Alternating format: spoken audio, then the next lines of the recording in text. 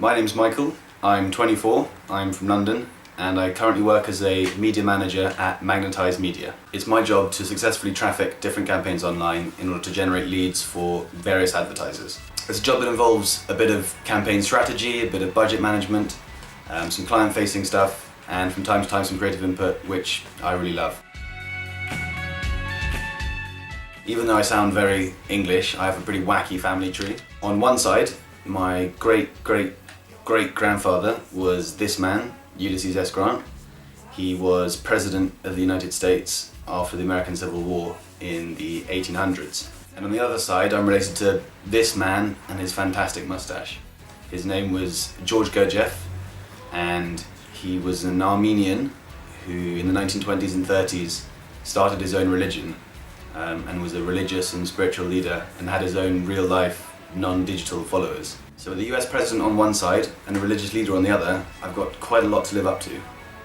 I studied modern languages at university, French and Spanish. It meant that I was able to spend a whole year abroad as part of my degree. So I spent 6 months working in Paris as a translator here at Hermes, and then I spent another 6 months in Peru, in Lima, where I was working for a mining company, where I was lucky enough to do a bit of travelling. I met some amazing people, did some great things, and even had a chance to sample the local delicacies. On a personal level, the internet is integral to my day-to-day life. I'm a consumer, a knowledge seeker, a communicator, and a networker, amongst other things. I do lots and lots of things online. It's amazing to be able to stay in touch with friends on the other side of the world, no matter how far away they are. In the 4 years since I left Lima, my friends have got married, had kids, travelled the world, and I've been able to follow their journey every step of the way. Something which 5 or 10 years ago would have been almost impossible. This meant that when I went back to visit them for the first time a couple of years ago, it was as if I'd never really left. What I find particularly amazing about the internet is that it's completely democratic.